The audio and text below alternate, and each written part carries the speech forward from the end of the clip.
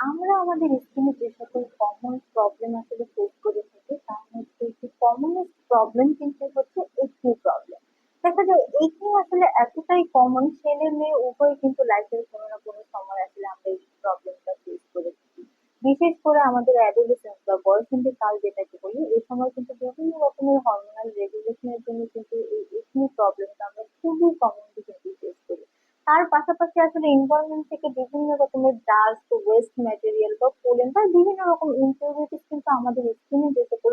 পোর্স থাকে সেগুলোর মধ্যে কিন্তু অ্যাকুমুলেটেড হতে থাকে, এবং এই অ্যাকুমুলেটেড হতে হতে কিন্তু একটা সময় ওরা আমাদের পোর্স গুলিকে ক্লট করে দেয়, এবং যেখানে কিনা আমাদের সেবাম গ্ল্যান্ডকে কিন্তু প্রপারলি তার সিক্রেশনটা আউট করতে পারে না, যার ফলে কিন্তু আমরা তো খুবই কমনলি কিন্তু এই একনি পিম্পল বা ব্লেমিশের একটা আউটব্রেক কিন্তু আমাদের স্কিনে দেখতে পাই। তাছাড়াও দেখা যায় যে অনেক মেডিকেল কন্ডিশন রয়েছে যেখানে আমরা সাইড সিম্পটম হিসেবে কিন্তু পেয়ে যাই এই কিডনি প্রবলেমটা। তাছাড়া আসলে জেনেটিক্যাল ফ্যাক্টর কিন্তু অনেক বড় একটা রিস্ক ফ্যাক্টর আসলে এথনিক ক্ষেত্রে। অর্থাৎ অনেকের ফ্যামিলিতে হয়তো বা ম্যাক্সিমাম মেম্বার্সরাই আসলে এই এথনিক পিম্পল বা ব্লেমিশের প্রবলেমে ভুগে থাকে। তো যারা কিনা আসলে এথনিক পিম্পল বা ব্লেমিশের প্রবলেমে ভুগছেন এবং অনেকদিন ধরে অনেক রকমের প্রোডাক্ট বা অনেক রকমের মেডিকেশন ইউজ করেও কোনো ভালো রেজাল্ট পাচ্ছি না, তাদের জন্য কিন্তু আমার আজকের এই ভিডিওটি, যেখানে আমি ডক্টর শামী ইসলাম পলি কিন্তু চলে এসেছি Relince skin care and pharma and Relince laser এস্থেটিক্সের বনানী ব্রাঞ্চ থেকে। এবং আপনারা কিন্তু দেখতে পাচ্ছেন আমাদের নিজস্ব ব্র্যান্ড